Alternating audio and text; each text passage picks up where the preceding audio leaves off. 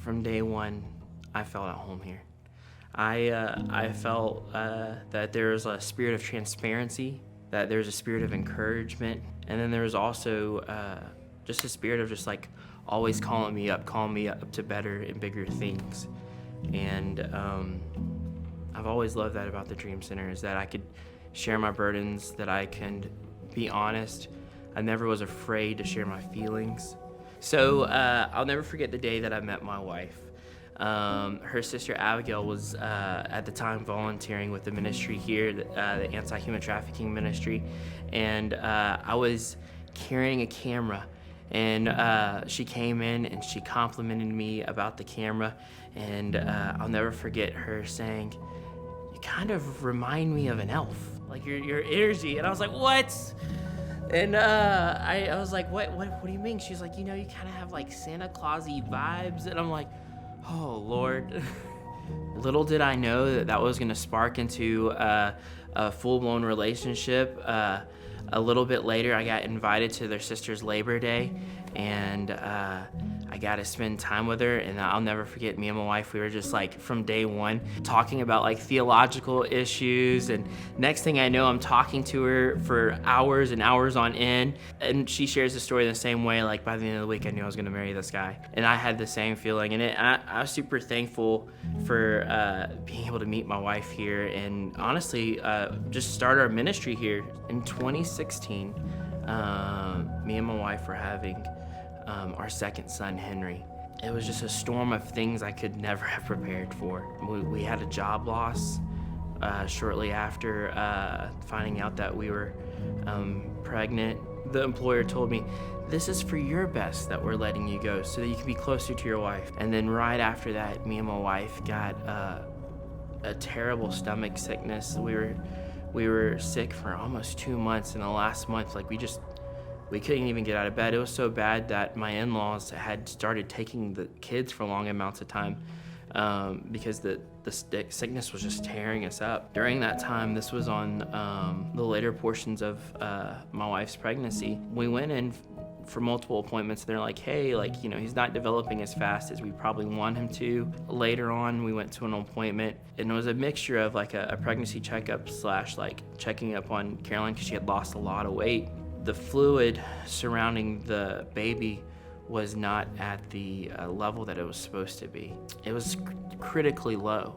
And we had the appointment on a Friday. That appointment was nothing but discouraging. A lot of like setting up expectations for just the worst that could happen. Just sharing with us like, hey, if you continue to lose fluid over this weekend, if you, anything could happen this weekend. They told us at that appointment on Friday that you're gonna have to come back in early on Monday morning, and if the fluid levels have not risen, then they're gonna have to induce labor. We were many weeks from full term, and we felt responsible, being sick. We couldn't hold down food and water, so we were already trying our best to like get as much fluid in, and we were just devastated, and we were asking God, like, why? I'll never forget leaving there and me and my wife sitting in the parking lot and looking to each other, and in that moment we realized that we had to make a decision how we were going to align our spirit. And in that moment we were like, no, we're not going to accept what the doctor is telling us. We're not going to accept that Henry's gonna have to be in the NICU for however long. We're not gonna accept that he's not gonna be fully formed. We're not gonna accept that his lungs aren't formed. So we just started to pray. And I knew the Dream Center had people of faith, people that could partner with me on believing the best. That Sunday morning, me and Caroline, we had decided in our heart that we were gonna choose faith, and we were gonna choose that God was gonna come through. And we came that Sunday morning, and we shared it with Tommy and Pastor Paul, and like me and Caroline came to the altar, and everyone prayed for Caroline and for baby Henry, and all we could do is pray and believe. So encouraging to have a group of people that were like-minded and like-spirited that could believe the impossible with me. It felt safe that I could share my insecurities and I could share things that I was just struggling with.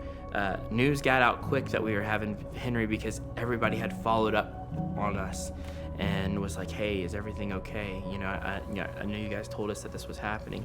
Monday came, we saw the doctor.